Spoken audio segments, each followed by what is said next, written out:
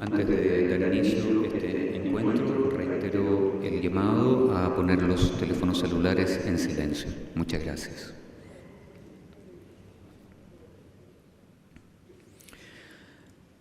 Muy buenos días.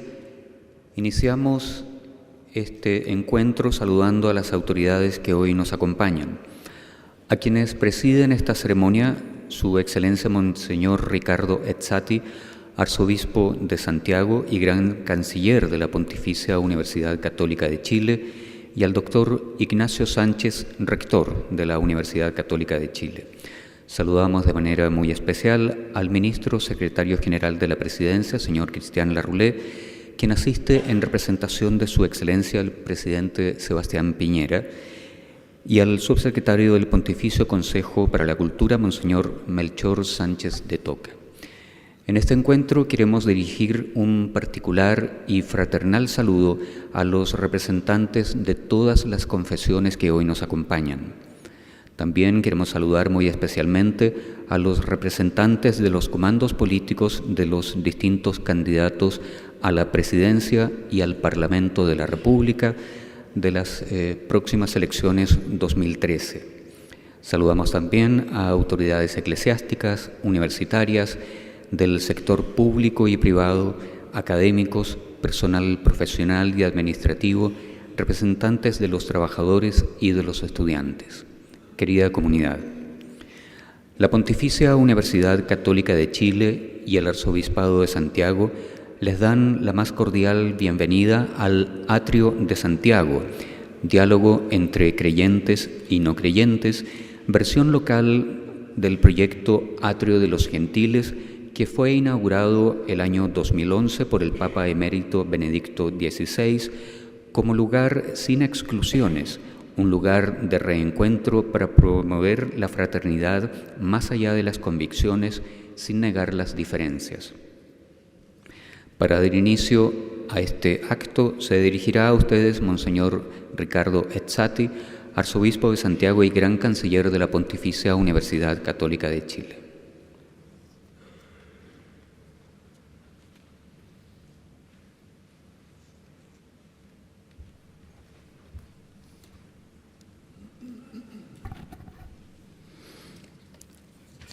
Muy buenos días. Saludo cordialmente a cada uno de ustedes, de manera especial a los hermanos y hermanas en la fe cristiana de diferentes confesiones, al señor ministro y a su señora, a las autoridades de la Pontificia Universidad Católica de Chile, a los hombres y mujeres que desde diversas opciones de vida han acogido la invitación a reflexionar y dialogar sobre un tema tan actual como es la libertad de conciencia y lo que ello implica en la vida personal y en la responsabilidad social. Un saludo muy cordial a los panelistas que desde su sabiduría y competencia nos introducirán en la reflexión de esta mañana. A todos y a todas, mi saludo cordial y fraterno. Nuestro encuentro se realiza en un lugar público y muy simbólico, esta sala del ex Congreso Nacional, aquí donde por muchos años se han discutido y definido temas relacionados con el bien común de Chile. Aquí donde también hoy se gesta pensamiento, se construye cultura y se elaboran proyectos de vida abundante para nuestra patria. El libro de los Hechos de los Apóstoles narra el encuentro de Pablo con las religiones paganas, en particular con los filósofos, que habían reinterpretado la mitología para transformarla en una religión purificada. Anota el texto de los Hechos. Algunos entablaban conversación con él, con Pablo. Otros comentaban: ¿qué querrá decir este charlatán? Otros decían: parece un propagandista de divinidades extranjeras. Llevaron a Pablo al Areópago y le preguntaron: ¿podemos saber en qué consiste esa nueva doctrina que expones? Dices cosas que nos suenan extrañas y queremos saber lo que significan. Destaco dos acentuaciones puestas en relieve por el autor del libro de los Hechos, San Lucas. Una de ellas se refiere a los interlocutores de Pablo, la segunda al mismo apóstol Pablo. La primera destaca la honestidad de los interlocutores de Pablo. ¿Podemos saber en qué consiste esta nueva doctrina que expones?, le preguntan. Es la actitud de la mente abierta, de la razón que busca, que no se cierra, que se deja iluminar y discierne. Al final de la escucha, unos se burlan de Pablo, otros dicen: en otra ocasión te escucharemos. Sin embargo, algunos se juntaron con él y abrazaron la fe. Honestidad y humildad que dejan espacio a la escucha del otro, que lleva al discernimiento y que madura en opción existencial, fruto de una confrontación con la verdad. Qué nobleza la de los interlocutores de Pablo. La segunda actitud que destaca el texto es la de Pablo. Pablo se puso en pie en medio del Areópago y habló así: atenienses, veo que son hombres sumamente religiosos. Cuando estaba paseando observando sus lugares de culto, encontré un altar con esta inscripción: al Dios desconocido. Ahora bien, yo vengo a anunciarles al que adoran sin conocer. Es la parresía, es decir, la audacia, el coraje de un hombre convencido de su fe, que no se avergüenza de anunciar a aquel que ha dado sentido nuevo a su existencia. No lo hace a escondidas o con temor, lo hace en el corazón de la cultura griega. No me avergüenzo de anunciar el Evangelio, dirá convencido en una de sus cartas. Qué valentía la de Pablo frente a sus interlocutores. La experiencia de Pablo inspira lo que vivimos y proponemos en estos días en el atrio de Santiago. Es una propuesta emblemática en el corazón de nuestra ciudad. Son los discípulos de Jesús que buscan hablar de Dios con los hombres y mujeres de nuestra ciudad, para decirles que Dios vive en la ciudad y que ama a quienes viven en ella.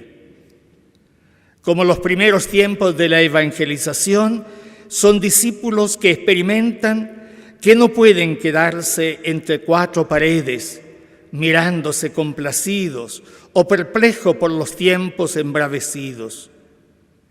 Saben que la fe es un don que no se impone a nadie, un don, sin embargo, que se ofrece a la libertad y a la conciencia de cada persona, con cercanía y valentía, y con el más pleno respeto a la libertad de cada persona. Para cada cristiano y para la comunidad, este atrio de Santiago es una invitación a aceptar el reto de poner en tela de juicio las propias certezas, junto a la alegría de saber dar razón de la esperanza que llamea en el corazón creyente. Una tarea fácil, no por cierto, pero desafiante y esperanzadora. En palabras de Juan Pablo II, yo también digo que el diálogo debe continuar. En la situación que está marcada por el pluralismo cultural y religioso, tal como se va presentando en la sociedad del nuevo milenio, también aquí en nuestra patria. Este diálogo es importante para promover una firme base de paz y alejar el espectro funesto de las guerras y de las divisiones. Diálogo que debe ser desarrollado ofreciendo el pleno testimonio de la esperanza que está en nosotros. Y en esto no podemos temer que pueda constituir una ofensa a la identidad del otro, lo que en cambio es anuncio gozoso de un don para todos y que se propone a todos con el mayor respeto a la libertad de cada uno. Al concluir este saludo, doy gracias a quienes nos han invitado a vivir esta expresión que me consta se ha preparado con esmero y cariño. Un gracias a la Pontificia Universidad Católica de Chile que se ha esmerado en esta tarea. Y gracias a quienes en esta mañana nos introducirán en la reflexión de un tema tan vital para crecer en la libertad de los hijos de Dios. Para todos, gracia y bendición.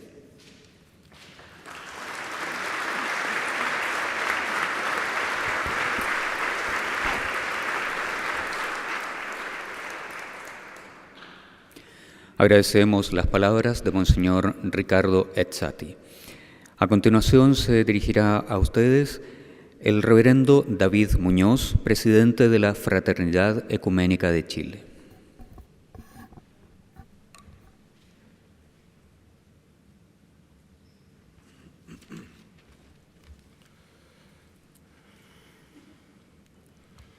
Muy buenos días.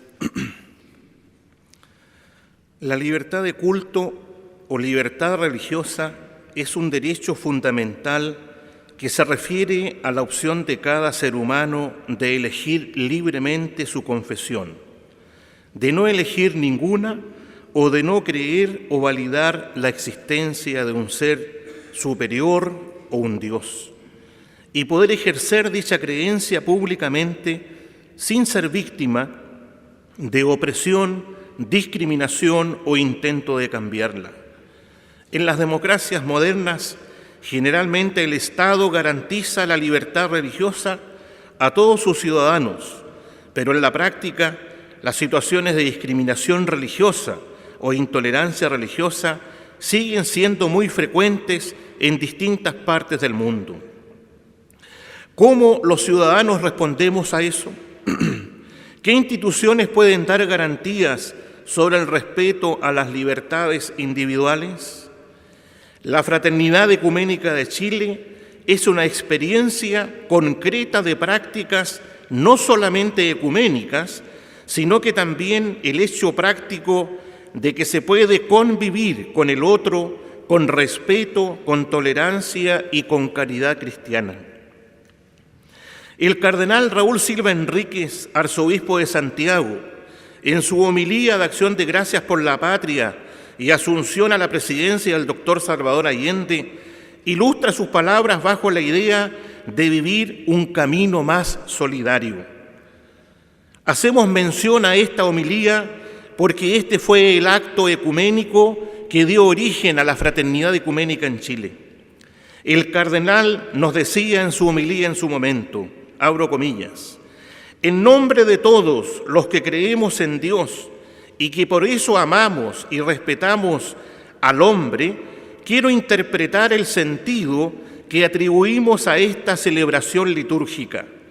3 son las afirmaciones que parecen resumirla. Una antigua tradición nos congrega.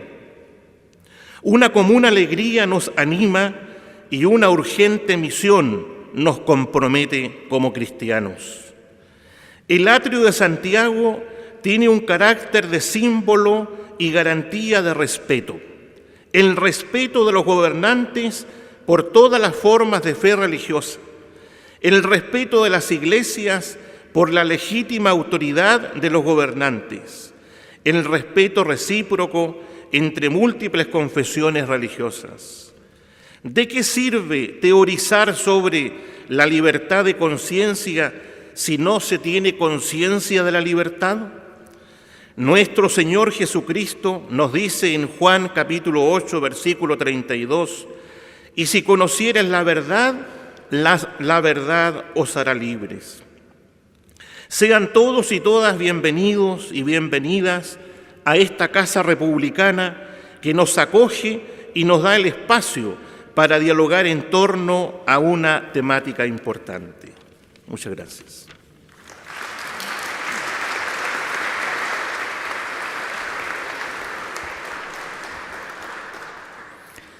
Agradecemos las palabras del reverendo David Muñoz. Es hora de dar inicio al segundo diálogo del Atrio de Santiago, cuyo nombre es Libertad de conciencia en una sociedad plural, en que se conversará acerca de esta concepción en las democracias modernas. Esta mesa será moderada por la profesora Carmen Aciaín, quien es doctora en Derecho y Ciencias Sociales por la Universidad de la República Oriental del Uruguay. Actualmente es profesora titular de Derecho y Religión en el programa de posgrados y maestrías de la Universidad de Montevideo y de la Facultad de Teología del Uruguay Monseñor Mariano Soler. Ella es miembro del Consorcio Latinoamericano de Libertad Religiosa, secretaria del Consejo Directivo desde el año 2010 y electa presidenta para el período cuatrienal a partir de noviembre de 2013. En sus ubicaciones han encontrado una papeleta en la cual pueden formular preguntas. Ellas serán retiradas hacia el final del panel. Les ruego levantar la mano para que nuestros asistentes se puedan acercar. Dejo con ustedes entonces a la profesora Aciaín, quien nos introducirá en el tema de este encuentro y presentará a los panelistas. Muchas gracias, buenos días. Es para mí un inmenso honor estar aquí en este encuentro. Agradezco profundamente la invitación. Saludo especialmente a las autoridades civiles, eclesiásticas, universitarias y a quienes van a ser electas autoridades civiles. Mi propósito, en la antesala estábamos conversando y se me dijo, el Uruguay, el lema, el país menos religioso o más laico del mundo. Bueno, sí, eso se dice del Uruguay. No es tan cierto si uno mira la materia prima, la sociedad. Pero de todas maneras, traigo como introducción una experiencia uruguaya. La reunión de codo a codo, alrededor de una mesa, representantes, un rabino ortodoxo, un rabino de una colectividad, la Nueva Congregación Israelita, representantes de la Conferencia Episcopal Uruguaya, representantes de los Adventistas del Séptimo Día, de Testigos de Jehová, de la Iglesia de Jesucristo de los Santos de los Últimos Días, los mormones, bautistas, metodistas, luteranos, calvinistas, todos codo a codo sentados alrededor de una mesa, defendiendo ¿qué? No una moción política, no reivindicaciones de tipo económico, ni siquiera aunados en defensa de la vida desde la concepción. Eso no ha ocurrido. Nosotros hemos, en el Uruguay se ha despenalizado el aborto, no ha sido ese tema el que ha nucleado a los representantes de las diversas confesiones religiosas. Ha sido la defensa de la libertad de conciencia. Eso es lo que ha nucleado a estos representantes, todos desde diferentes convicciones, pero defendiendo aunados esta libertad como valor supremo. ¿Por qué? En la génesis fue la presentación de un proyecto de ley de reconocimiento de la libertad de conciencia e ideario, que dirán ustedes, pero ¿cómo es que no está reconocida en el Uruguay? Sí, por supuesto que está reconocida, proclamada en la Constitución, la libertad de conciencia, y además nosotros hemos suscrito los tratados internacionales de derechos humanos que la proclaman, pero se hacía necesario crear un instrumento, una herramienta útil, disponible, para atender al drama del momento concreto y preciso en que una persona se ve ante este conflicto existencial frente a una obligación jurídica, incumplirla y entonces ser un infractor de la ley, para mantener sus creencias, o renunciar a su fe para cumplir la ley. Entonces, para atender a eso, dado que la proclamación de libertades y derechos puede no llegar a ser suficiente si no se brindan las garantías, las herramientas adecuadas para su tutela, con este objetivo se redactó y se presentó este proyecto de ley, que atendía diversas situaciones, como en lo laboral, en deberes cívicos, en el ámbito sanitario, en la educación, etc. Y se realizó una jornada parlamentaria con presencia de representantes de diversas confesiones religiosas y de algunas otras entidades, agrupaciones erigidas en torno a convicciones, representantes de la masonería en el Uruguay, instituciones universitarias, otras ONGs dedicadas a la promoción de derechos humanos. Con una integración, además, en el panel pluralista en lo político. Había recibido el apoyo de los principales partidos políticos. Tras esta jornada, los representantes de las diversas confesiones religiosas quedaron sumamente interesados en el impulso, en el trámite de este proyecto de ley, tanto que se formó una suerte de comitiva ad hoc, compuesta por los representantes de estas diversas confesiones religiosas, integrada también por representantes de las comunidades afroumbandas, que tienen su presencia en el Uruguay. Es decir, ni siquiera estamos hablando de las confesiones monoteístas, ni siquiera solo las históricas, es decir, estaban representados prácticamente, si no totalmente, todas las convicciones presentes en el Uruguay. Y así se pidió una audiencia a la Comisión de Derechos Humanos, donde estaba estudio el proyecto, porque los representantes de las diversas confesiones querían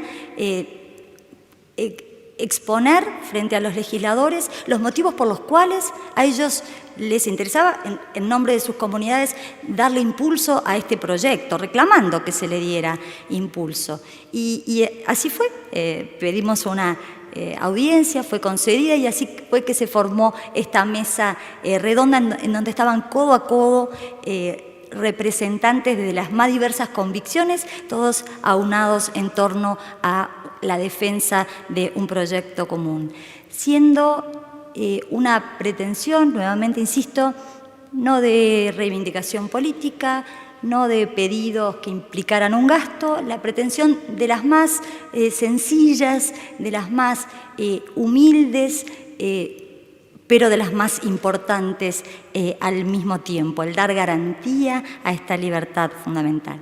Simplemente quería compartir esta experiencia, porque este atrio, que tiene unas dimensiones mucho mayores que aquella pequeña experiencia uruguaya, me recordó, me rememoró esto.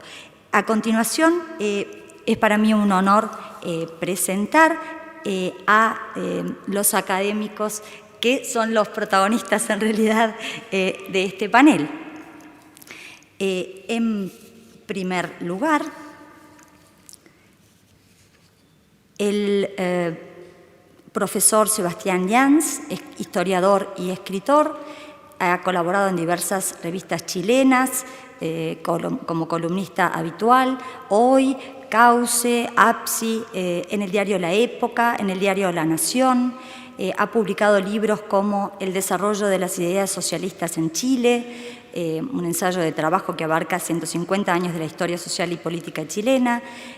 Ha publicado selecciones de trabajos bajo el título La opción socialista, un breve libro de cuentos titulado Festín de perros, el libro Militares chilenos, la deliberante década 1924-1933, mantiene publicaciones en Internet como el libro La insurgencia social contra Pinochet, recientemente el libro Temas del laicismo chileno, y es el primer gran vigilante de la Gran Logia de Chile.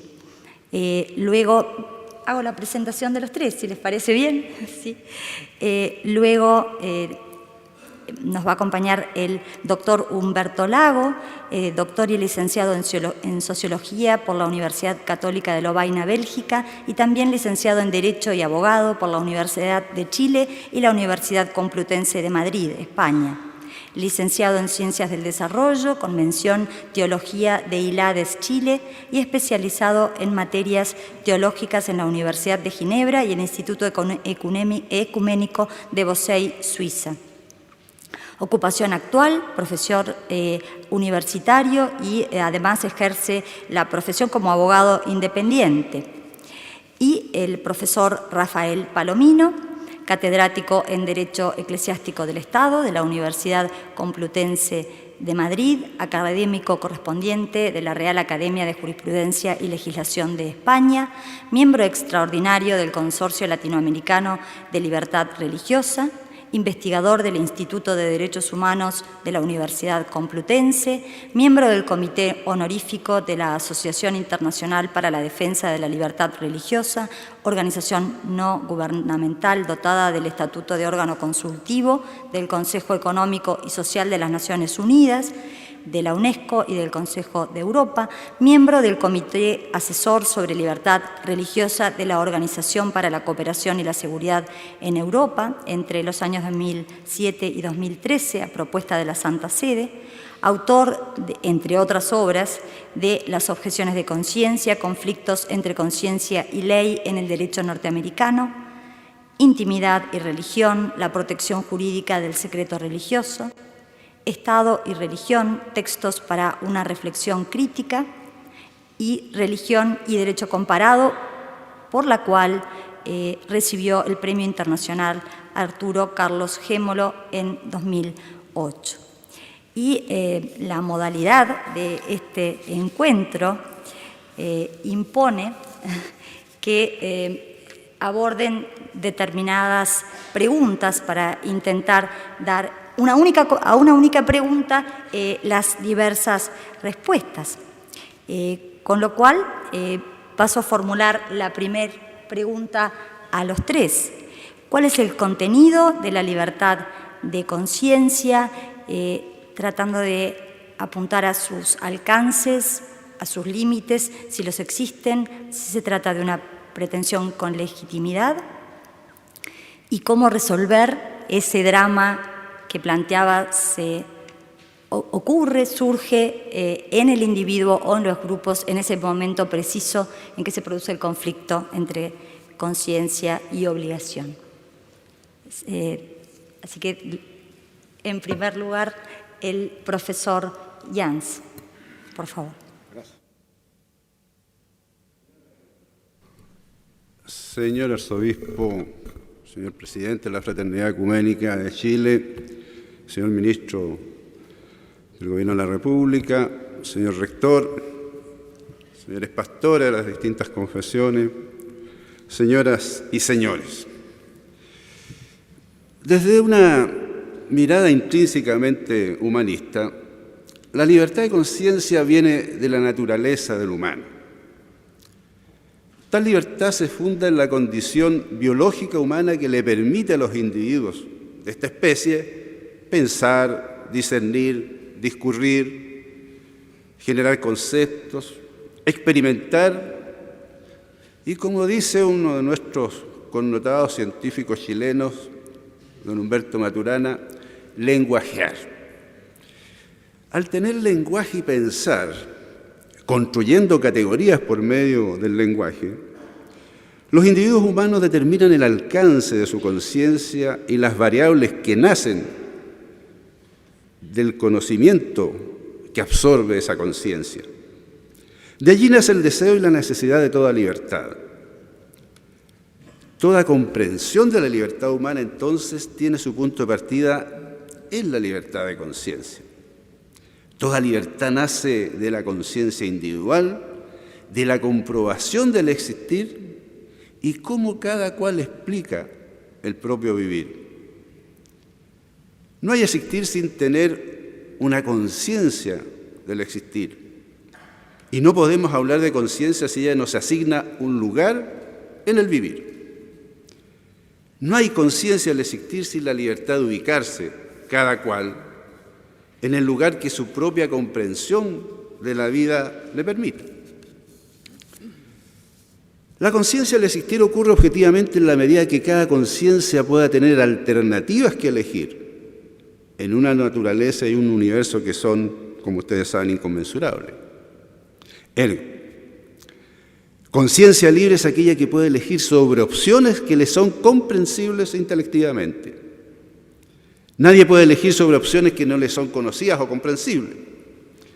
Conciencia, en consecuencia, dice relación con la capacidad de elegir con conocimiento de causa.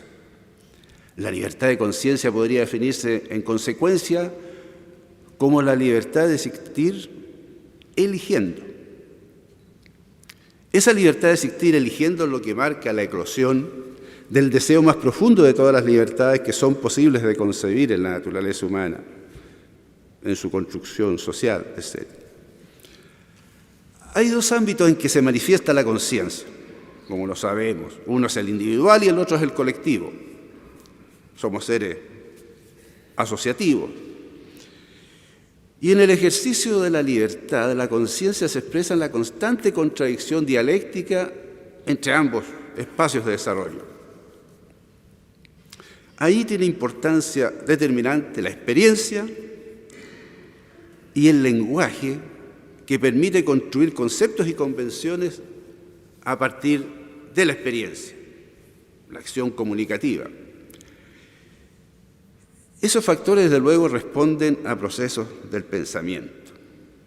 Por lo tanto, no hay libertad de conciencia sin libertad de pensamiento y sin libertad de expresión de esos pensamientos. Es así como se resuelve la dialéctica del existir entre lo individual y lo colectivo. Solo así es posible determinar con libertad respecto de las acciones que cada cual quiera realizar, así tengan efecto social o tengan solo efectos en sí mismos. Y aquí hay un aspecto que puede ser controversial, porque pienso que todo lo que haga yo conmigo mismo es mi derecho, es mi deber, es mi oportunidad. Mi conciencia se hace cargo de mí mismo, con todas las consecuencias que ello implica. De allí se desprende también el derecho a la personalización, el derecho a ser yo. Yo soy yo y mis circunstancias, decía Ortega Gasset, ¿no? Soy porque existo, y si existo puedo ser como yo deseo ser. Sin embargo, desde luego vivimos con los demás. Es necesario consensuar en la sociedad hasta dónde mis libertades no afectan las libertades de los otros. Algunos resuelven eso, desde luego, eliminando al otro. Pero la conciencia del humano indica que hay que construir consensos en el convivir. Sin convivencia, cualquier idea de libertad es irrelevante, incluyendo la libertad de conciencia. Robinson Crusoe, en una isla abandonada, es irrelevante que diga que es libre. Es cuando estamos con los demás, cuando convivimos, es cuando el tema de la libertad y en los conceptos de libertad son relevantes. Y ahí se empieza a construir esto del convivir a partir de algunos procesos. Yo diría que son tres en lo fundamental. El primero, la razón o lo que llamamos racionalidad, la coherencia entre lo que hablamos y hacemos con el hablar y el hacer de los demás. La razón es un proceso eminentemente discursivo, conceptual, donde a través de la palabra vamos anticipando las convenciones que harán posible el hecho moral. Racionalizamos cotidianamente. Es una cualidad humana por excelencia. Cada día, en cada momento, con los demás estamos estableciendo manifestaciones de racionalización, de lo más nimio hasta lo que tiene mayor impacto. Luego queremos que ciertas racionalizaciones tengan un impacto más profundo y un alcance mayor, sobre todo cuando vemos que estas razones son buenas para los demás.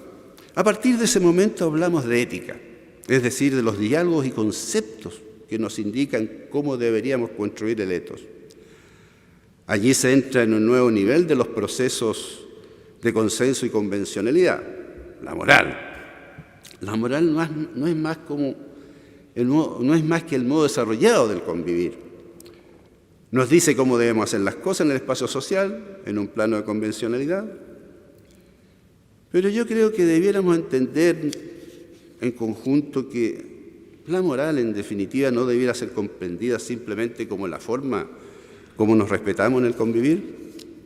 La libertad de conciencia en su ejercicio tiene mucho que ver con lo moral, porque es la costumbre y los procesos cotidianos que hacen sentir a las personas que son parte de la colectividad societaria, donde la libertad de conciencia debiera ser la praxis que dé sentido al hecho del convivir, que se da en la diversidad. Ahora, el espacio natural de manifestación del hecho moral se encuentra sin duda en la sociedad civil. Mi impresión es que no hay un espacio más babelizado que la sociedad civil, donde se confunden mucho las lenguas producto de los conceptos que cada cual realiza. El tercer proceso, desde luego, para encauzar estas libertades tiene que ver con la ley. En el ejercicio de la libertad de conciencia, creo,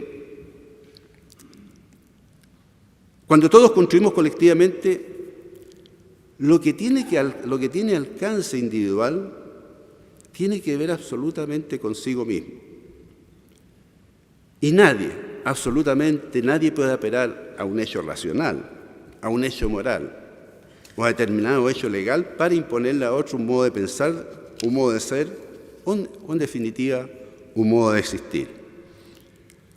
Insisto, lo único que puede limitar la libertad de conciencia individual es la necesidad de consensuar para vivir en comunidad. Presento mi objeción cuando, a partir de determinadas convicciones de carácter individual, se construyen condiciones de hegemonía colectiva. Nada más pernicioso para la libertad del hombre cuando las instituciones que proclaman ciertas afirmaciones se transforman en instancias de poder que tratan de copar las instituciones del Estado. Siempre, inevitablemente, cuando ello ocurre, se manifiesta la instrumentalización del hombre y se conculca su realización humana. Los dramas humanos de conciencias de sociedades copadas por determinismo religioso, por el ateísmo, dan cuenta de un conjunto de lecciones que de una vez tenemos que aprender. Y quiero ejemplificarlo. El catolicismo de Franco o el ateísmo de Stalin no tienen ninguna diferencia desde el punto de vista práctico para las libertades de conciencia. Y aquí viene un tema importante, que tiene que ver con el Estado. Confesionalizar el Estado o ateizarlo es pernicioso para cualquier sociedad que aspire al imperio de los derechos de conciencia. No es posible, aprendámoslo, que la hegemonía sea el norte de cualquier proposición o convicción sobre la vida y el rol del hombre. No puede ser la hegemonía una práctica estructural de una institución o de una organización de creyentes o no creyentes. Me parece que tengo... Gracias. Muchas gracias.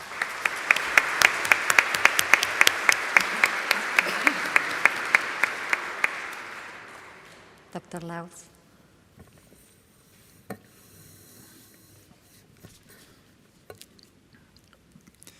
Agradecer primero esta iniciativa tan importante que proviene de la Universidad Católica de Chile, del arzobispo de Santiago y gran canciller de la Pontificia Universidad Católica de Chile, Monseñor Ricardo Esati, de la Fraternidad Ecuménica de Chile, encabezada hoy por el doctor David Muñoz.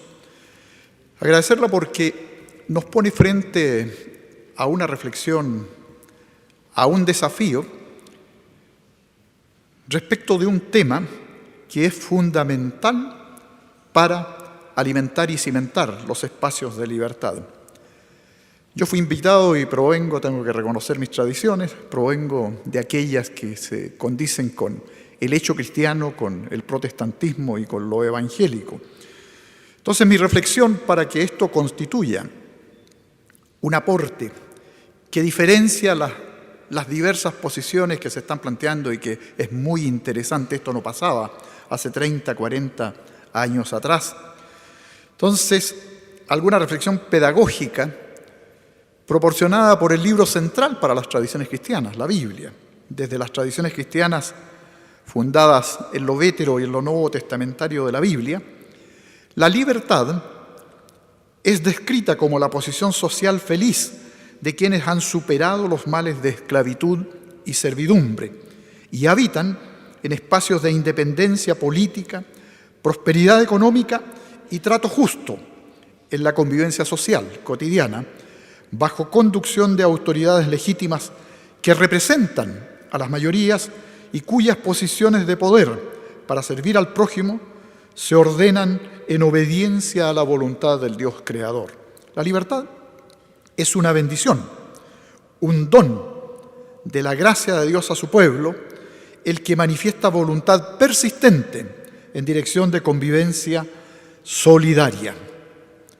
El sentido ético esencial del Nuevo Testamento bíblico afirma que una vida de amor fraternal solidario es la respuesta esperada por Dios mismo, pues ella expresa lo que el Evangelio de la Gracia exige como conducta en el uso cabal del don de la libertad.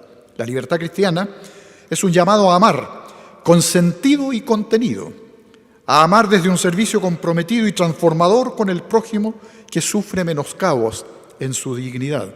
Y se la vulnera al convertirla en excusa para promover acciones donde las carencias de amor solidario victiman a los oprimidos, a los que en voz del profeta Isaías son destinatarios del verdadero ayuno que el Señor le exigió al profeta gritar fuertemente, sin miedo, en su nombre.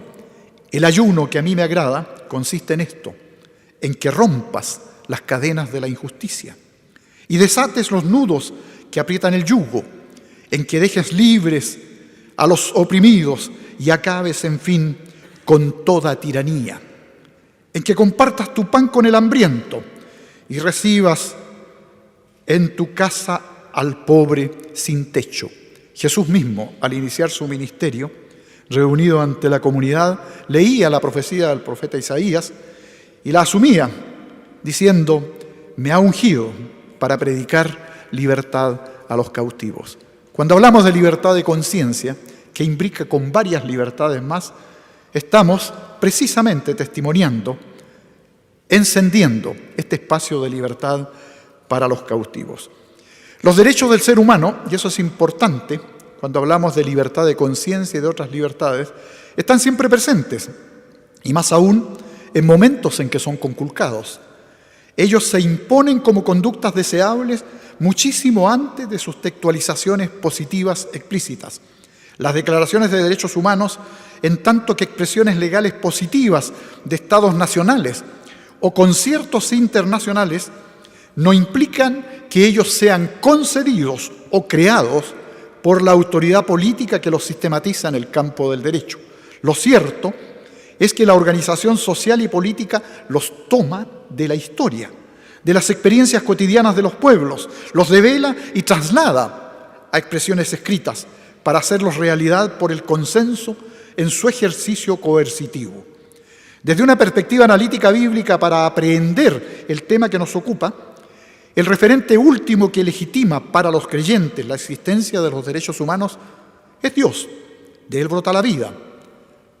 Los individuos somos creación suya y criados para vivir plenamente nuestra existencia humana en condiciones relacionales de justicia y solidaridad. Somos porque hay otros y otras que también son.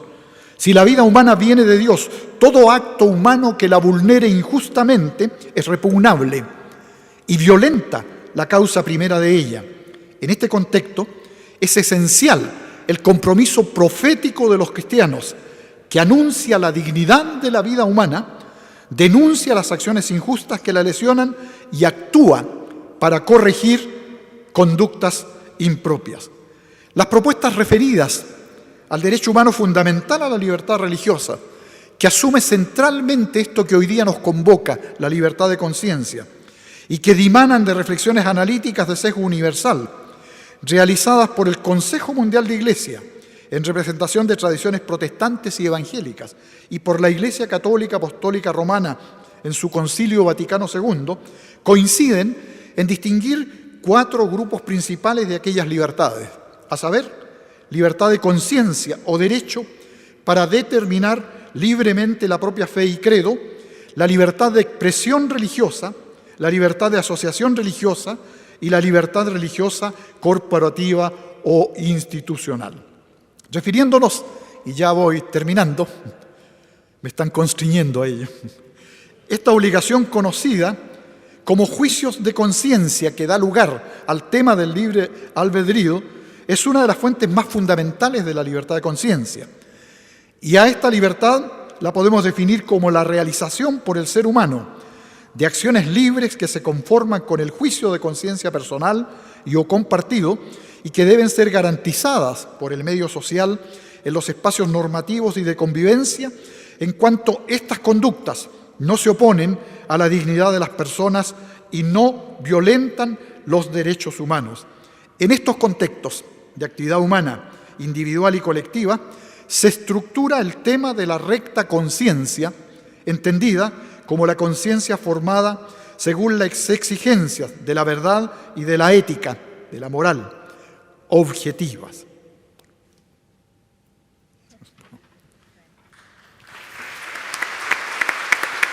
Podía.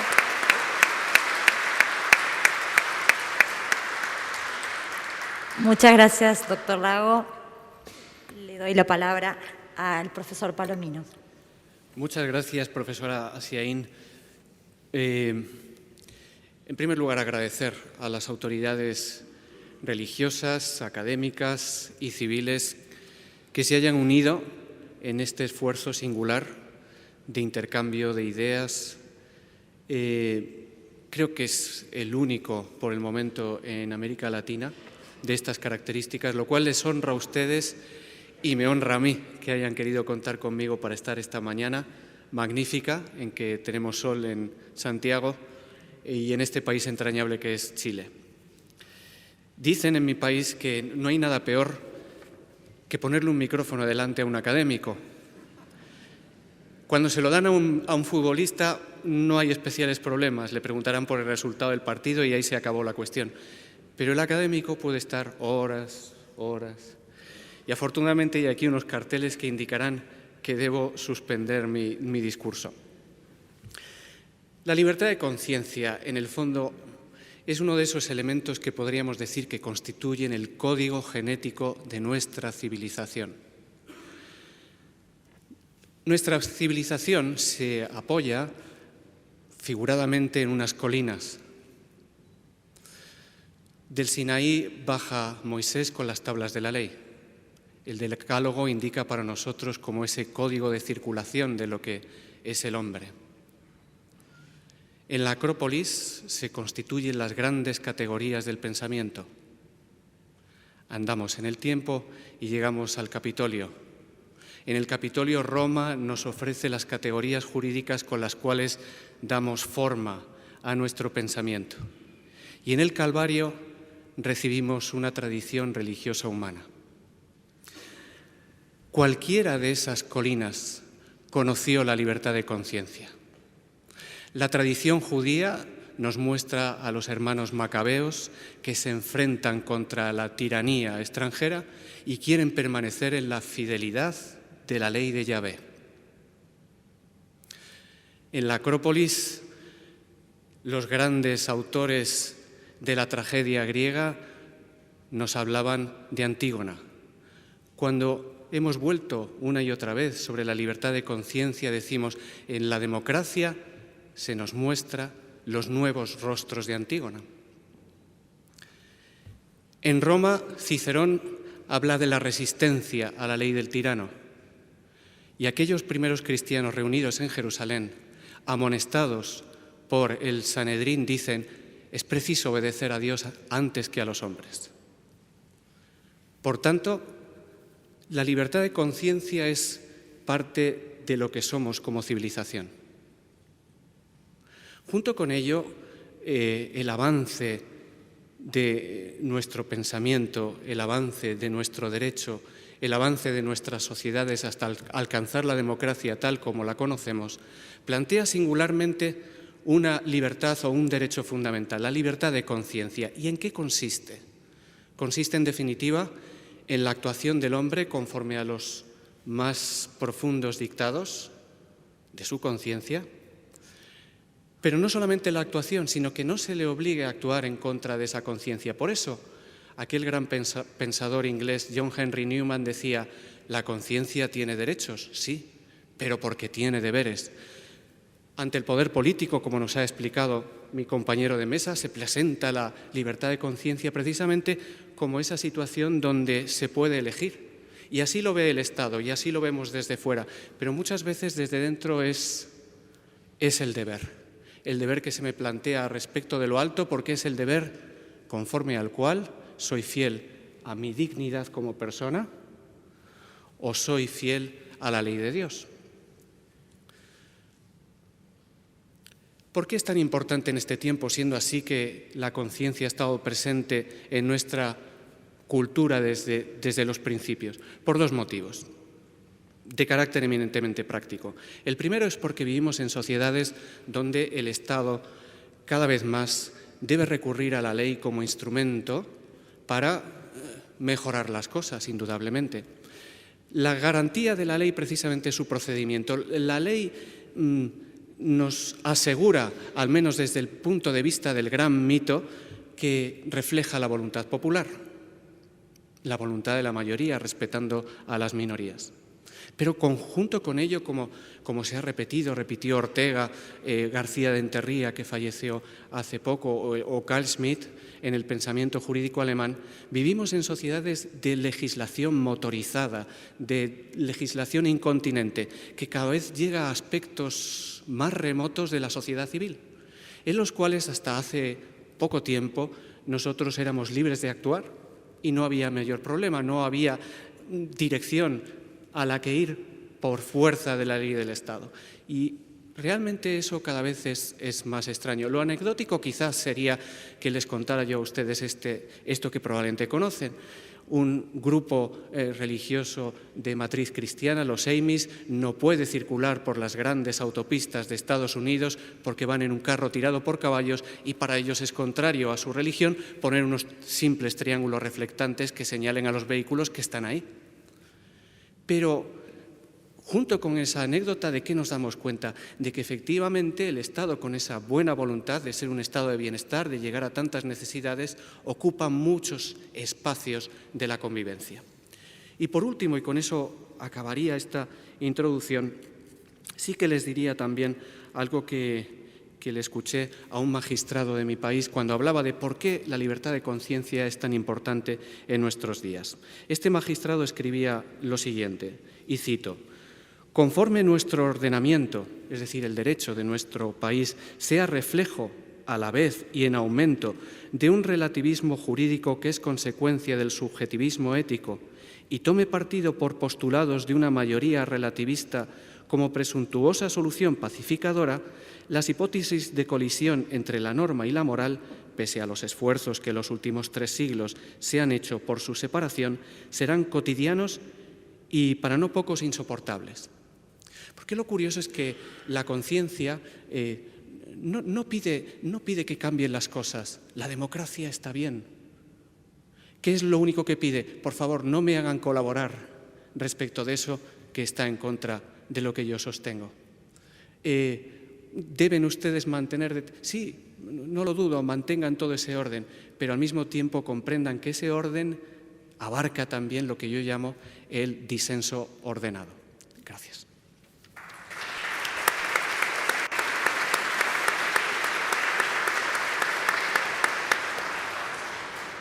Muchas gracias, profesor Palomino, a los tres en realidad por sus aportes desde perspectivas diversas, pero creo que aunadas en la defensa de este valor fundamental. Y gracias por el ajuste a tiempo. Corresponde que ingrese en la segunda pregunta, que es un poquito más concreta, que alude a, desde sus experiencias laicas, religiosas, académicas, qué situaciones concretas han conocido, que han cuestionado, que han puesto en entredicho a la libertad de conciencia. Es decir, qué desafíos, qué problemas se pueden presentar en el futuro ante planteamientos de respeto de esta garantía fundamental. Entonces, el profesor Jans, por favor. Bien, yo creo que lo primero que tenemos que tener presente es que toda sociedad es un dato de pluralidad. Ahora sí, ya, perdón. Toda sociedad es un dato de pluralidad. Y yo creo que hay algunos aspectos que, desde luego, afectan la libertad de conciencia. Yo creía que el primer aspecto de problematización tal vez sea de carácter filosófico, en el sentido de hacer una afirmación de cómo resolver el problema. Tiene que ver con entender que al ser una sociedad plural, lo que allí concurre son un conjunto de palabras. Y pongo acento en las palabras como indicación bastante disonante en cuanto a entender la idea de que podría haber una palabra única. Hablar de una palabra única, estamos hablando de una fundamentación que se escapa, en primer lugar, a un criterio racional o moral. Concretamente, la palabra única, como manifestación concreta en el contexto de una sociedad, es irracional y creo que no es moral. La palabra única plantea el tremendo obstáculo de impedir debates éticos. Impide hacer del hecho moral un proceso de diálogo donde haya una voluntad constructiva.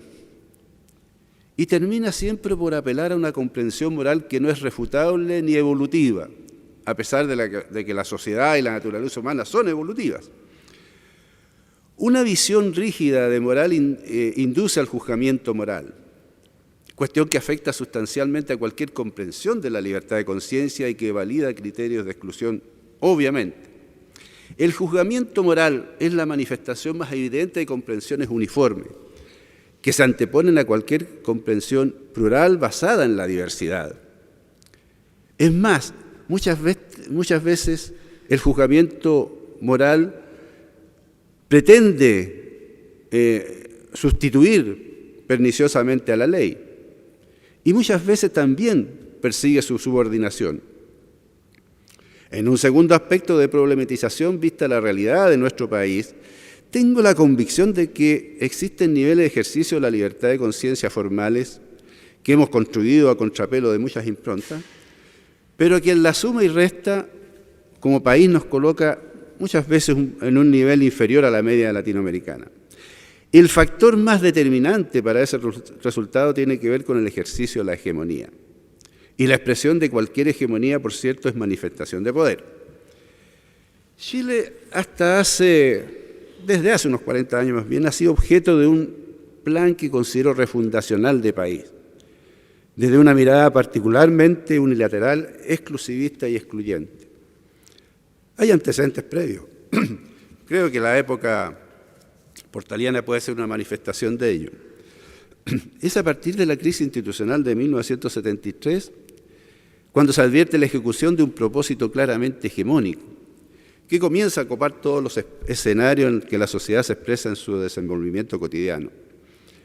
Ese plan y esa comprensión de poder no solo tienen que ver con la forma de concebir determinados aspectos políticos y económicos, sino con una idea global de hegemonía que ha estado expresándose en todos los aspectos de la sociedad. Como todo proyecto de hegemonía ha buscado eliminar todos los vestigios que señalen la presencia y la herencia de lo precedente, al mismo tiempo de producir exclusión en todo aquello que presente matices dentro de su ámbito natural de vinculación. Eso es lo que ocurre siempre con todo proyecto de hegemonía, donde el exclusivismo tiene una lógica tan filosa que elimina todo aquello que no esté en el marco de una idea específica. Nuestras clases dirigentes, políticas, civiles, económicas, han dado expresiones tal vez demasiado recurrentes de esa comprensión intolerante. Cuando se han abierto los debates de temas importantes para la convivencia social, cuando ha estado en el medio de la libertad de las personas, se ha podido comprobar cómo ciertas miradas y comprensiones se imponen sin ningún tipo de consideración sobre la diversidad espiritual que hay en nuestra sociedad. Muchos se han sentido llamados a actuar de acuerdo a su conciencia, buscando regimentar en ámbitos y alcances absolutamente colectivos, en total desconsideración respecto de las conciencias y convicciones de quienes componen el colectivo social, aún en condición de minoría. Hay un conjunto de debates que han demostrado esa constatación que no viene al caso enumerarlo. En Chile se ha hecho válido de que las apreciaciones de mayoría bastan para imponer ciertas formas de vida, comprensiones sobre la realidad, apreciaciones sobre la moral, sin considerar que todo concepto de mayoría en democracia solo da el derecho a gobernar, pero a gobernar democráticamente para todos, no solo para quienes son parte de la mayoría. Y cuando se legisla, se debe legislar para todos en una idea de comprensión, de incorporación, no en una idea de subordinación. Hay muchos debates que desde la recuperación de la democracia dan cuenta de las intolerancias y del autoritarismo moral, de aquellos que piensan que su rol en las estructuras del Estado corresponde a ser ejercido a partir de convicciones personales. Sin embargo, sabemos que ello se parece mucho al autoritarismo. Uno de los desafíos ineludibles que tiene la democracia en su concepción moderna es precisamente lo contrario a aquella democracia donde simplemente se trata de resolver quiénes son mayoría y quiénes son minoría. Los grandes desafíos de la democracia moderna nos indica que ninguna democracia puede calificarse de tal si no se contemplan los derechos de las minorías, sobre todo los derechos individuales de tercera y cuarta generación, que hoy día están en discusión. Ello es muy irrelevante teniendo en cuenta que los grandes fracasos de las democracias contemporáneas siempre han estado relacionados con la forma como las minorías han sido tratadas.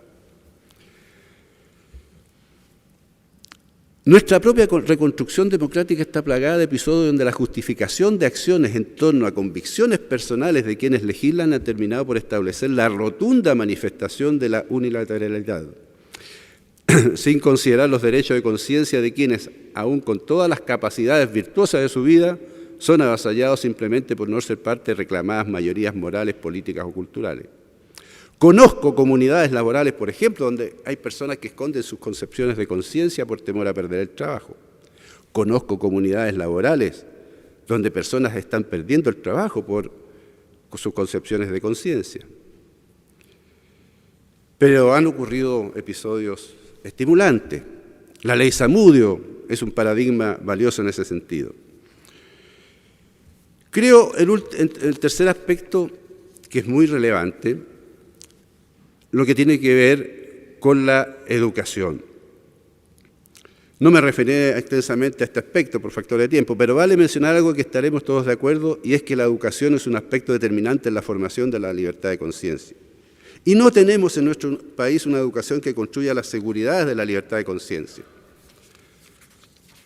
De hecho, tenemos miles de jóvenes y niños condenados a la exclusión de los derechos de conciencia y a la simple creencia irreflexiva de cualquier idea, ya que se les ha privado de las herramientas intelectivas necesarias para discernir con autonomía.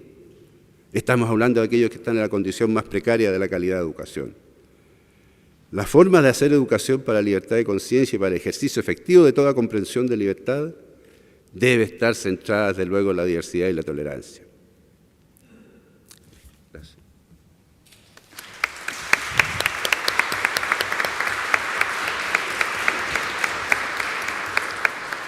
Muchas gracias a usted, profesor Jans, sobre todo por el compartir estos cuestionamientos y desafíos prácticos. El doctor Doctor Lagos. Hay muchas cosas que uno quisiera decir, pero el tiempo siempre limita. En todo caso, cuando uno parte desde la perspectiva analítica del derecho humano fundamental a la libertad religiosa, siempre hay que tener presente que se nos invita a considerarla, a esta libertad, como el techo de una construcción ético-jurídica que está asentado sobre varias columnas que la hacen posible en la historia humana, a saber, hemos dicho, la libertad de conciencia, libertad de culto, libertad de asociación, libertad de reunión, libertad de proclamación, libertad de educación y otras libertades. Además, frente al tema de derechos a la libertad, en los ambientes bíblicos, y esto creo que es relevante recordarlo, si bien se aprecia una constante preocupación por la vida, la justicia, la verdad y la salvación, en perspectiva de manifestación del hecho divino por el devenir humano y el goce de sus derechos, el acento más notorio se personaliza en la exigencia a hombres y mujeres de cumplir los deberes frente a Dios, al prójimo y a la creación. Frente a la pregunta de situaciones concretas, nosotros hemos tenido en la historia reciente situaciones muy complejas que han cuestionado no solo el tema del ejercicio de la libertad de conciencia, sino que los temas de derechos humanos fundamentales. Recordemos el período de la dictadura militar. Se constreñían todos los espacios de acción, de comportamiento. Las propias iglesias fueron víctimas de acciones de orden represivo. Todo el tema de iniciativa de defensa de la dignidad de las personas, de los derechos de las personas, estando en la centralidad de ello el tema de la libertad de conciencia, fue asumido por las tradiciones religiosas cristianas, la Iglesia católica, las iglesias protestantes y evangélicas, también la comunidad judía, porque había espacios que debían ser salvaguardados. Recordemos nomás que cuando el régimen militar se instala en Chile, después del violento golpe de Estado del 11 de septiembre de 1973, de inmediato comienza a utilizar un lenguaje de carácter teológico cristiano, porque el hecho religioso es y ha sido siempre un hecho significativo que tiene que ver con los comportamientos individuales y colectivos y que los orienta. Hubo en ese momento, y en algunos de mis libros, que son varios, yo he recuperado memoria histórica. Por ejemplo, en un discurso del general Pinochet en esa época y que tiene que ver con este tema de la utilización del hecho religioso y que lesionó gravemente la libertad de conciencia, él le informaba a líderes eclesiásticos, particularmente del mundo evangélico: ustedes saben que el pueblo oraba por su salvación y que hoy se siente libre y apartado del mal. No del marxismo, no del pecado del infierno, sino que del mal.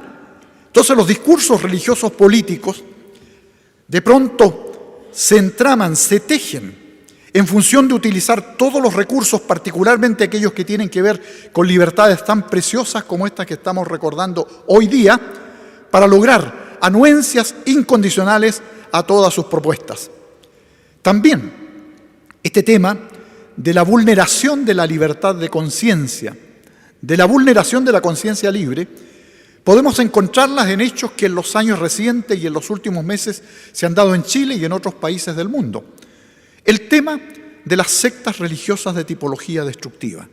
Chile todavía está estremecido por el sacrificio ritual de un niño que se provocó por un líder religioso fanático que se hacía llamar Antares de la Luz y que asesinó a su propio hijo.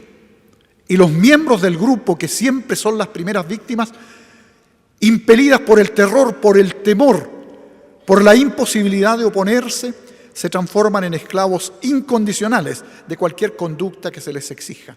Recordemos los suicidios colectivos de los 30 años anteriores al fin del milenio. Numerosos líderes fanáticos de sectas de tipología destructiva llevaron a los procesos de autoeliminación a miles de personas. Y cuando estoy citando y recordando esto, lo estoy haciendo por lo siguiente. Porque con este tipo de situaciones es que se impone la fuerza, en que se impide los espacios de libertad, los espacios de pensamiento, en que la libertad de conciencia es vulnerada de manera grave. Normalmente, quienes participan de estos condicionamientos, como he dicho, se transforman en verdaderos esclavos. Pero quienes motivan estas acciones vulneratorias de la dignidad de las personas tienen un diseño pedagógico para lograr, entre comillas, éxitos en las propuestas que están planteando. Y la mejor definición que yo he leído y que tiene que ver con este tema que hoy día nos convoca, se la leí curiosamente al sacerdote de Satanás Charles Manson, que en Estados Unidos de los años de la década del 70 ordenó a sus fieles secuestrar a 7 u 8 personas, entre ellas a la famosa actriz de cine Sharon Tate, y después sacrificarlos, asesinarlos. Cuando le preguntaron a Charles Manson cómo lo hacía para convencer a sus fieles para que se comportaran de manera ilegal y legítima y que aceptaran la comisión de delitos tan graves, escuchen lo que Manson dice: yo puedo convencer a no importa quién, de no importa qué, si yo le repito continuamente las ideas y el sujeto no tiene ninguna otra fuente de información. Esta situación, en el tema de la violación de la libertad de conciencia, es un recurso frecuente. Por eso, el tema educacional para liberar es fundamental. Hay que tener cuidado cuando en liderazgos sociales, políticos, religiosos, aparece este síndrome que es vulneratorio de una libertad fundamental y que fue destacada por la presencia histórica de Jesús, si uno quiere ir a la teología bíblica. La verdad os hará libres. Y como decía el doctor David Muñoz, para que exista libertad de conciencia, tiene que haber conciencia de la libertad. Gracias.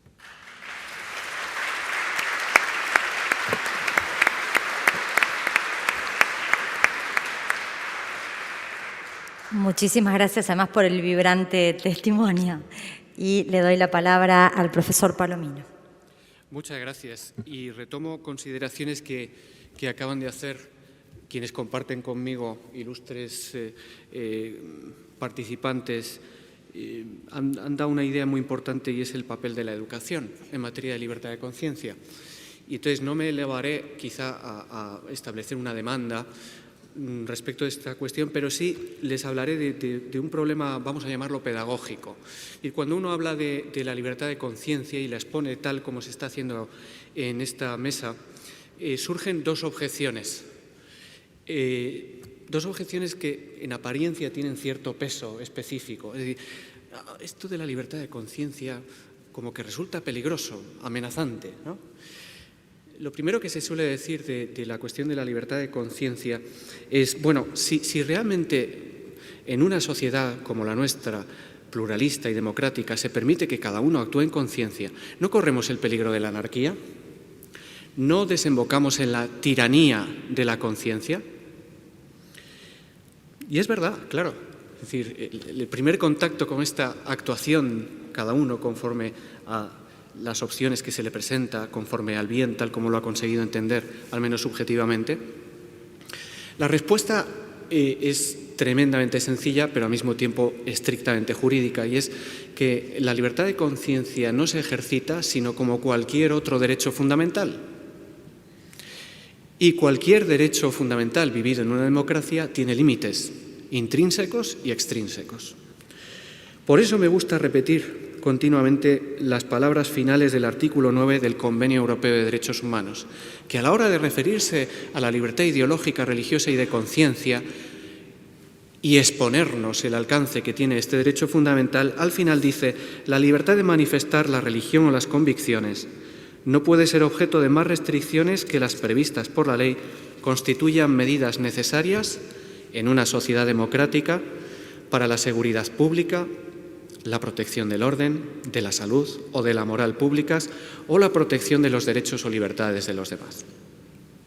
Por tanto, este enunciado nos remite a una actividad prudencial que el poder político, que los jueces analicen exactamente hasta dónde se puede llegar al disfrute de esa libertad sin daño para otros, cosa que no siempre se pondera adecuadamente. Esa es la cuestión principal.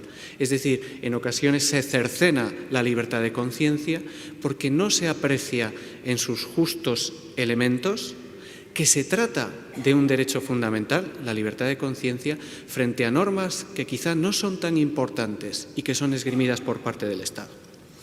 En segundo lugar, la objeción que yo me he encontrado a la hora de exponer el contenido de la libertad de conciencia es el siguiente.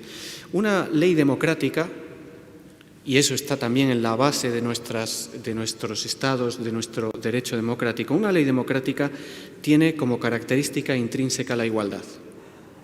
Todos somos iguales ante la ley y en la ley. El régimen de privilegios lo hemos superado. Pertenece al antiguo orden. Ahora mismo lo que prima es la consideración del ciudadano, de la sociedad civil, del Estado, la igualdad. ¿No corremos el peligro de que si la libertad de conciencia se extiende en nuestras sociedades, volvamos a un modelo de guetización, de privilegios, de diferencias? Recientemente hablaba de esta cuestión un magistrado del Tribunal Europeo de Derechos Humanos y decía, sin dejar de ser cierto esto, la libertad de conciencia se conjuga, se mezcla, se hace una con la igualdad. Y sabemos que en sede de igualdad lo que pretendemos del Estado es que trate igual a los iguales, que trate de modo distinto a los que son desiguales. Cuando se me presenta una demanda de conciencia, alguien me está planteando un elemento de desigualdad respecto de aquellos que no tienen ningún tipo de escrúpulo ni de problema a la hora de cumplir con un deber legal. Por lo demás, la experiencia lo que nos muestra en estos últimos años es que desapareciendo, hacían ustedes antes referencia, ¿no?, a la situación de Chile en el contexto internacional en materia de protección de los derechos fundamentales. Si tienen oportunidad de ver informes internacionales emitidos en materia de derechos fundamentales y en concreto libertad religiosa, ideológica y de conciencia, se darán cuenta de que en general América no plantea problemas serios, que los problemas empiezan a aumentar conforme nos vamos desplazando hacia el este. Y es significativo que más de la mitad, por no decir la mayoría de los habitantes de la Tierra sufren restricciones en su libertad de conciencia ideológica y religiosa. En ocasiones estas limitaciones no proceden de leyes abiertamente hostiles, sino de aquellas leyes que, siendo aparentemente neutrales, de forma inopinada, colocan en una situación de desventaja a aquel que pretende hacer valer su libertad de conciencia. Por lo demás, el campo más interesante que ha ido surgiendo en los últimos años es doble. Por una parte, el campo de la biotecnología. De pronto hemos descubierto que somos capaces de controlar hasta extremos inimaginables hace años la vida humana. De pronto descubrimos que en determinadas zonas de nuestro mundo se produce, y es llamado así por los técnicos, el feticidio femenino. Según Naciones Unidas, faltan en el mundo del orden de 167 millones de mujeres para lograr una cierta equiparación. En China, en India o Pakistán es una práctica habitual. ¿Pueden los médicos resistirse a leyes que conducen a esa forma en que los convierten en verdugos? En segundo lugar, el otro campo interesante en la actualidad y que se está debatiendo especialmente en el hemisferio norte, en Canadá y en Estados Unidos de Norteamérica, es la cuestión de la objeción de conciencia institucional o la libertad de conciencia institucional. Por una parte nos repugna la idea de que exista conciencia en un colectivo, pero por otro lado somos conscientes de que en la medida en que ese colectivo tiene un ideario, tiene una orientación, tiene una dirección, la dimensión ética es irrenunciable. Digamos que forma parte de su identidad. Y ahí el campo en la actualidad es campo de diálogo y de debate jurídico muy intenso, de forma que no puedo ofrecerles en principio una solución respecto de lo que se va a resolver en el derecho de países afines al nuestro respecto de la objeción de conciencia institucional. Gracias.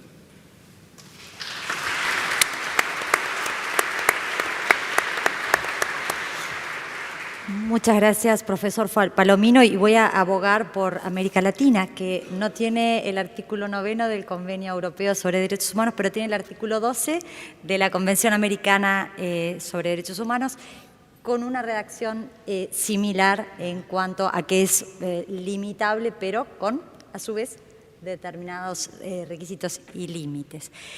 Tengo abundancia de preguntas desde el auditorio. Algunas creo que han sido respondidas, por lo cual voy a tratar de hacer como una síntesis. Algunas apuntan a los límites de la libertad individual. Existe un derecho a autodestruirse, es otra. En este sentido, la libertad de conciencia es un medio para alcanzar algo mayor como la dignidad de la persona o un fin en sí mismo. No sé si hago 2 o 3 preguntas o quieren abordar cada una de ellas, como prefieran. ¿Hago 2 o 3? Sí. Bien. ¿Creen que la ley debería amparar la libertad de conciencia de todos o de la mayoría, de la minoría mayor? ¿Y por qué? ¿Por qué y con qué fin se debaten estos temas si es que se da por sentado que existe la libertad religiosa y de conciencia? Entonces, el profesor Jans.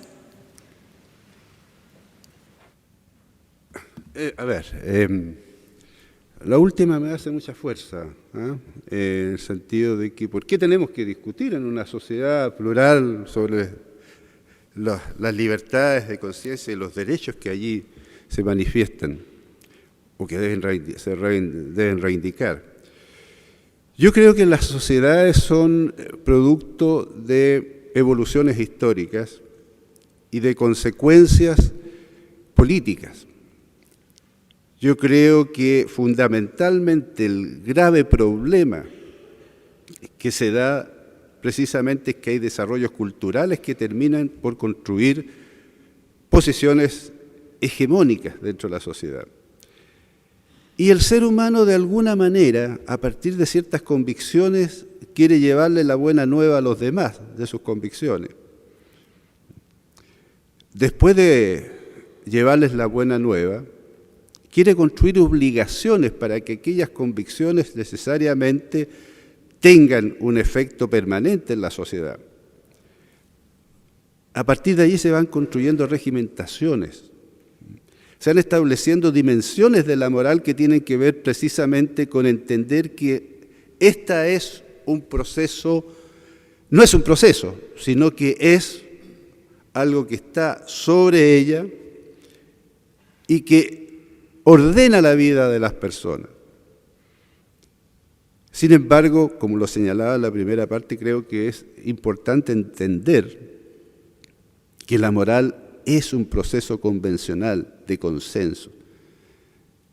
En la medida que construimos estos consensos, que construimos los diálogos, desde luego, la tensión en cuanto a pretender juzgamientos de las conductas personales a partir de lo que se entiende como algo instituido en la conciencia de la sociedad, desde luego que va a producir tensiones. Yo creo que lo fundamental es asumir la certeza de que la sociedad es plural, que está formada por individuos que tienen conciencia, que tienen derechos individuales y que por sobre todo tienen derecho a decidir respecto de sí mismos. Cuando esa decisión afecta a otro, ya es un hecho colectivo. Pero la libertad de la persona respecto a lo que hace consigo mismo es algo que deviene de su propia condición natural. Tenemos que debatir sobre libertad de conciencia precisamente cuando las sociedades se ven tensionadas por comprensiones de la moral, por comprensiones unívocas que terminan afectando los derechos individuales de otros. Muchas gracias. Las motivaciones pedagógicas tienen que ver siempre con profundas preguntas sobre aquello que se está reflexionando de manera permanente. Yo sobre el tema que se ha planteado quiero hacer algunas consideraciones que tenía dentro acá de mis desarrollos. Desde nuestras posiciones de sujetos ético-morales, en una lógica valórica cristiana que promueve y propone a los individuos humanos como fines, debemos atender, en mi opinión, a la realidad de que ni individual ni colectivamente el poder político normativo debe leer a las personas humanas como medios a sacrificar o usar sin sus consentimientos para alcanzar los fines de otros. Y cuando se habla del tema de la igualdad, y teniendo presente que los seres humanos son fines, que los derechos son medios para lograr que la felicidad, la convivencia, sea una convivencia en paz, en justicia para todos, estamos hablando de la legitimidad de la discrepancia. Es decir, no se violenta la libertad de conciencia cuando diferentes posiciones tienen la capacidad de confrontarse desde el punto de vista dialogal. A veces sucede en diferentes sociedades que hay grupos humanos, y eso se ha dado mucho en el ámbito histórico del hecho religioso, por ejemplo, grupos que originalmente fueron minoritarios, que hacían un fuerte discurso denunciando la injusticia del maltrato que se les daba, pero cuando llegan a posiciones ya de autoridad e influencia, repiten lo mismo que vivieron ellos como experiencia, es decir, en el sentido de aplastar a otros. Soy minoría, pido igualdad, soy mayoría, aplasto. Entonces aquí la tarea importante desde el punto de vista de la conciencia social, desde el punto de vista del trabajo de las autoridades políticas, tiene que ver con ayudar a instalar un orden que permita esta convivencia social en paz, que debe estar, como digo, nutrida y abierta a los planteamientos controversiales. Entonces, en mi opinión, en lo que respecta al derecho positivo, en tanto que garantía del ejercicio igualitario de derechos, en lo que se refiere a las libertades de conciencia, religión, igualdad, culto, asociación, reunión, enseñanza, información, expresión y otras, estas están estrechamente ligadas, en muchos casos, a las expresiones de fe trascendente. Y en este caso, siendo el hecho religioso una realidad importante y plural en las diferentes sociedades, pero particularmente en la sociedad chilena, yo sostengo que el derecho eclesiástico del Estado debe ocupar en estructuras decisorias del poder político espacio analítico orientador para garantizar las libertades individuales y colectivas relacionadas en una sociedad como la nuestra, donde el hecho religioso es sin duda expresión popular mayoritaria y transversal en su ejercicio.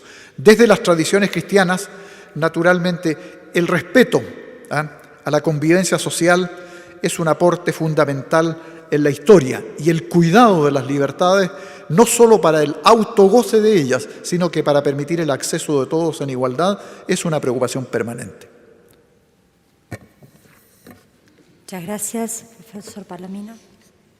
Muchas gracias. Brevemente, en la relación de minorías y mayorías, sí, es un asunto realmente importante para el mundo del derecho, porque intentamos garantizar los derechos de las minorías y en esa medida pues podríamos excluir el análisis específico de la libertad de conciencia. Pero el mensaje que nos transmite específicamente la libertad de conciencia es que la minoría puede ser uno. Es decir, no me está hablando de integración, de cualidades, sino que la minoría puede ser uno y hasta ahí tengo que llegar. Y en segundo lugar, ¿por qué debatimos de estas cuestiones cuando en un país como este, digamos, la libertad de conciencia goza de un estándar aceptable por parte de los organismos internacionales. Pues miren ustedes, debatimos por estas cosas porque están en nuestro subconsciente como ciudadanos. Cuando estas cosas no salen a la luz, no se debaten, no se tratan, inconscientemente pasamos a la violencia. Se pasa a la violencia.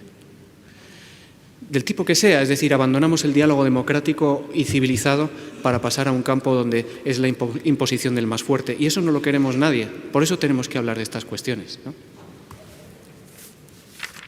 Muchas gracias. Voy a tratar de sintetizar las preguntas abrumadoras que llegan y también de pedirles brevedad en la respuesta porque estamos cortos de tiempo.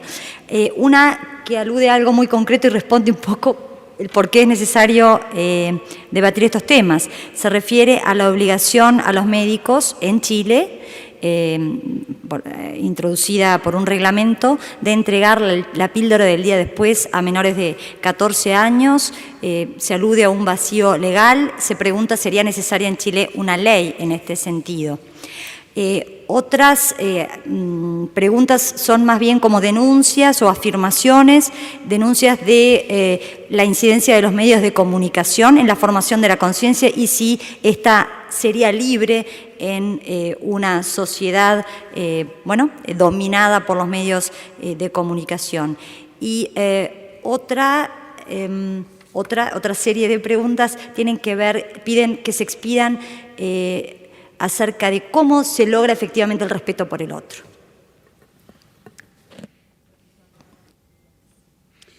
A ver,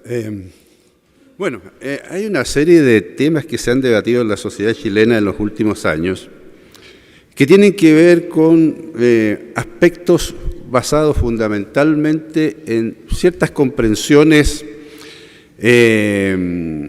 basadas, yo diría, en religioso-culturales.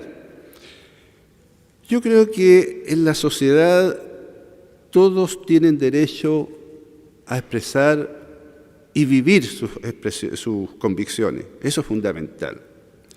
Pero lo que no puede ocurrir es que las convicciones más profundas que yo tenga sean obligación para el que tengo al lado. Eso tiene que ver con cómo entender la vida, cómo entender el inicio de la vida, cómo entender un conjunto de temas en el cual largamente podríamos estar debatiendo. Yo creo que lo fundamental sigue siendo la necesidad de entender nuestra diversidad y el derecho de cada cual a vivir su diversidad. Y temas que tienen que ver con cómo regimentar la vida de la sociedad a partir de la ley, tienen que necesariamente considerar que las personas que van a tener que aplicar esa ley, cumplir esa ley, son diversos. Y lo que para mí puede ser algo muy negativo respecto a determinado tema valórico o ético, debo reconocer que para otro no tiene por qué ser determinante. Yo creo que eso es lo fundamental, eso es lo necesario, eso es lo que esperamos dentro de una sociedad democrática, que si yo soy minoría, respeten mi condición de minoría. Muchas gracias, profesor. Las preguntas son a fondo. Cuando se plantea el tema de la obligación de los médicos, que teniendo otras convicciones respecto, por ejemplo, de la situación de sexualidad, son obligados a entregar medios anticonceptivos que violentan lo que es su convicción, así como también la ley que se instaló haciendo obligatoria la donación de órganos. Yo soy una persona que cree en la donación de órganos, pero me parece que esa ley es tremendamente impropia desde el punto de vista que se transforma en un texto legal imperativo que violenta la libertad de conciencia. Aquí debe haber una opción libre para definir si mis órganos van a ser entregados, pero hay también agrupaciones religiosas que consideran que eso provoca daño a lo que es su propia propuesta de carácter doctrinal. Entonces, aquí yo creo que hay que mirar con cuidado ciertas formas de legislación, ciertas formas de acción del derecho positivo, con imposiciones que son bien intencionadas, pero que colisionan con este tema que hoy día nos preocupa a nosotros, que es el tema de la libertad de conciencia. Y en estas situaciones, más que imponer vía normativa, es necesario educar. En la medida que haya una educación, una formación pedagógica que rescate los valores, por ejemplo, de la donación de órganos, va a aumentar fuertemente el espacio de donantes y no nos veremos enfrentados a las carencias y a los dramas que pasan hoy día cuando personas enfermas que necesitan un órgano no tienen acceso a él. Entonces, el tema de la libertad de conciencia, como se ve, se da en diferentes ámbitos y es un desafío permanente, un llamado a la reflexión, un llamado a las iglesias para educar también sobre el valor de la convivencia social y del acto solidario que también pasa por decisiones como estas. Muchas gracias. Y por último, el profesor Palomino, y después de usted tendríamos que concluir. Sí, pues brevemente, respecto de las cuestiones que se han planteado, sobre todo el tema de la atención médica. ¿Qué dudas surgen en todos los países a la hora de regular esta cuestión? Porque algunos países entienden que es mejor que no haya una regulación detallada acerca de la libertad de conciencia, su extensión, sus límites, sino que sea más bien la apreciación por parte de los órganos administrativos y sobre todo los judiciales los que determinen el camino a seguir. Pero al mismo tiempo, indudablemente, en la sociedad de bienestar nos vamos encontrando con que el Estado ofrece por la vía sanitaria, por la vía de leyes de atención al paciente, un conjunto de prestaciones. El Estado oferta, por decirlo así, y algunas de ellas tienen connotaciones éticas, ¿no? El Estado oferta, y por el hecho de ofertar está creando derechos de carácter legal. Esta persona tiene derecho a, esta otra persona tiene derecho a, pero claro, como el Estado no tiene manos, necesita servirse de otros ciudadanos. Y se produce lo que yo llamo la expropiación de la conciencia. Como yo no puedo dar la píldora, dala tú. Oiga, si es que yo tengo problemas, sí, expropio tu conciencia, tú la das. Bueno, es un problema de fondo, es un problema importante, es un problema objeto de debate. Y termino precisamente con esta otra cuestión que pregunta, ¿cómo se logra el respeto del otro? ¿No? Porque claro, la libertad de conciencia tiene que ver mucho con el respeto del otro. ¿Cómo se consigue? Y vuelvo a la misma idea, y vuelvo a la filosofía de fondo de este maravilloso encuentro que estamos teniendo aquí esta mañana. El respeto del otro, con independencia de sus creencias, se logra en gran parte mediante el diálogo. No podemos renunciar a él. Bueno, maravillosa síntesis por el tiempo insumido. Muchísimas gracias. Creo que tenemos... le dejo la palabra a usted. Muchas gracias. Demos un aplauso.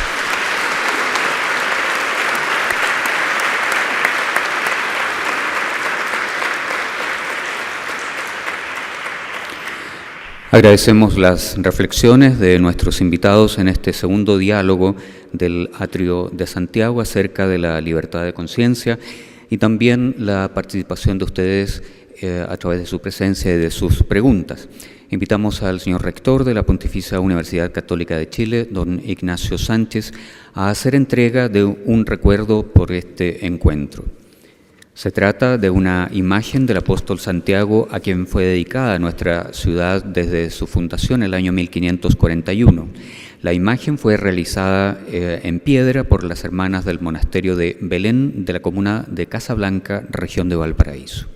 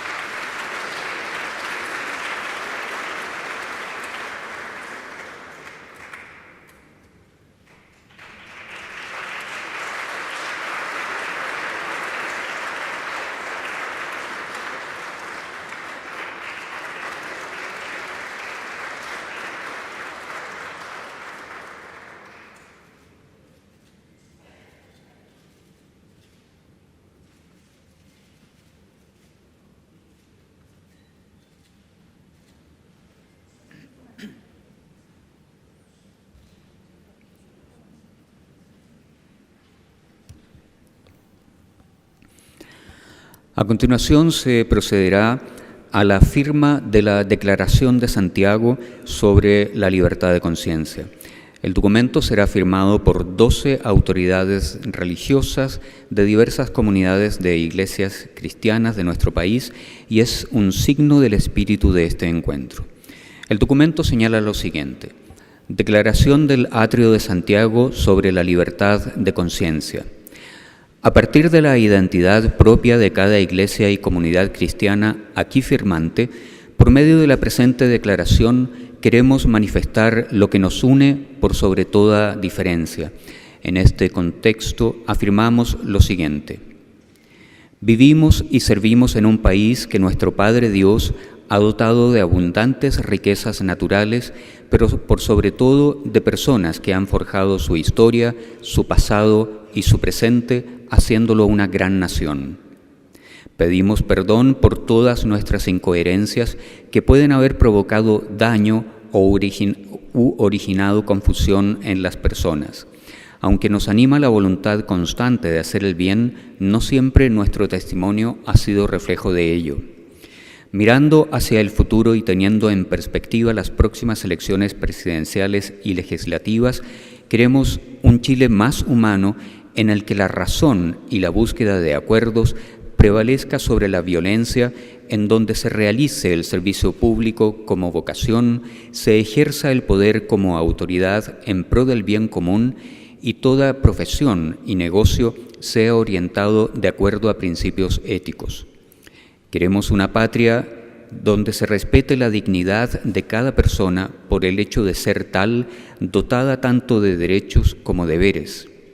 Dentro de los derechos humanos destacamos el derecho a la libertad de conciencia y de religión, pues ellos son los cimientos firmes sobre los cuales se construye la paz.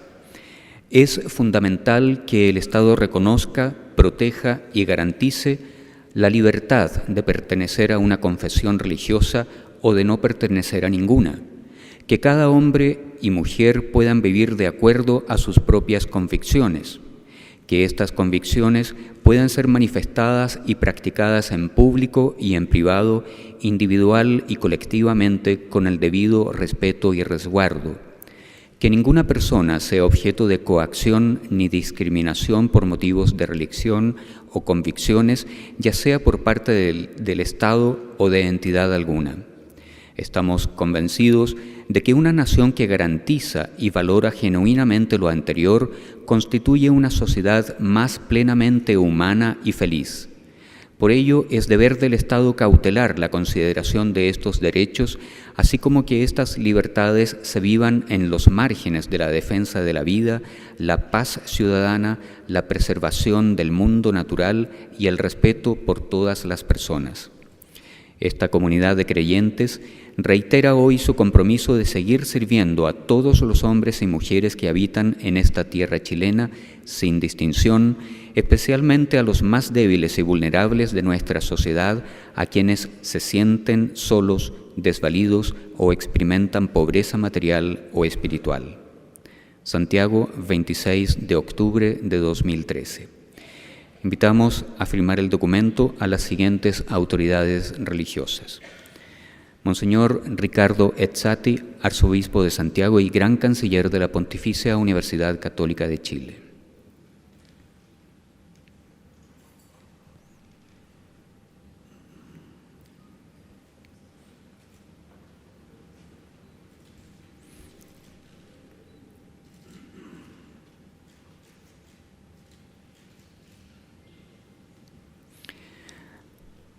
Reverendo David Muñoz, presidente de la Fraternidad Ecuménica de Chile.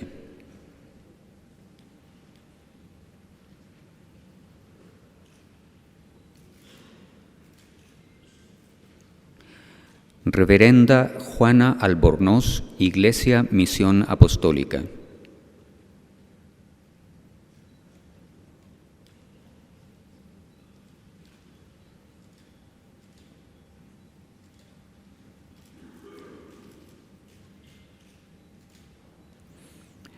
Reverendo Eduardo Cid, presidente Iglesia Wesleyana.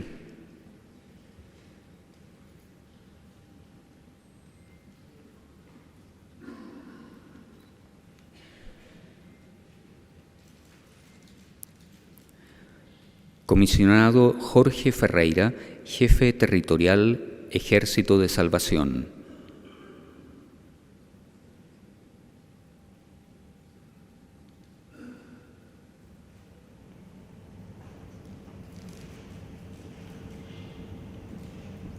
Reverendo Dr. Jorge Cárdenas, moderador honorable presbiterio del Centro Iglesia Evangélica Presbiteriana en Chile.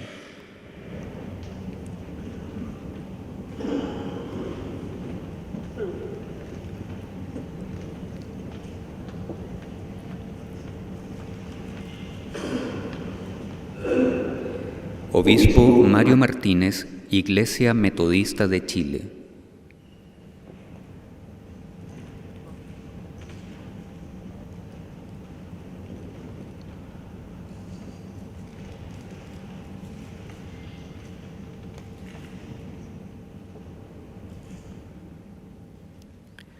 Obispo Siegfried Sander, Iglesia Luterana en Chile.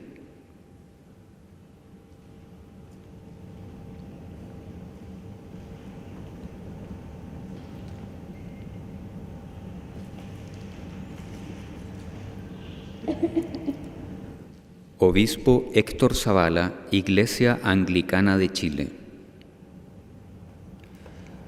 Obispo Emiliano Soto, Iglesia Evangélica Pentecostal Reformada.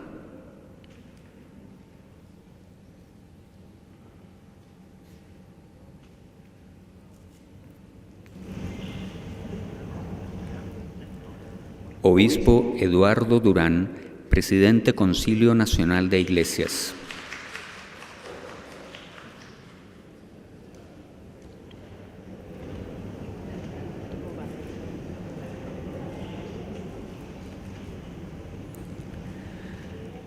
Fue convocado también para esta firma Monseñor Sergio Abad, Metropolitan del Arzobispado del Patriarcado de Antioquía.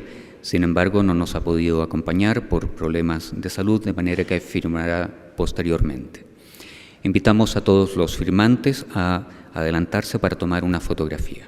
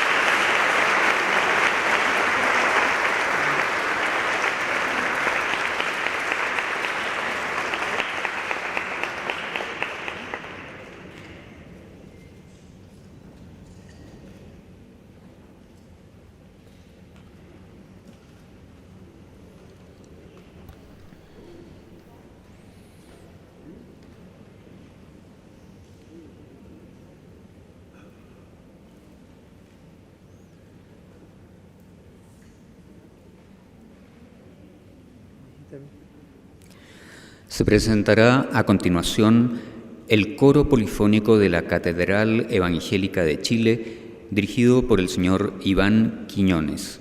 Interpretarán Hosana al Rey y Maravillosa Gracia. Maravillosa gracia.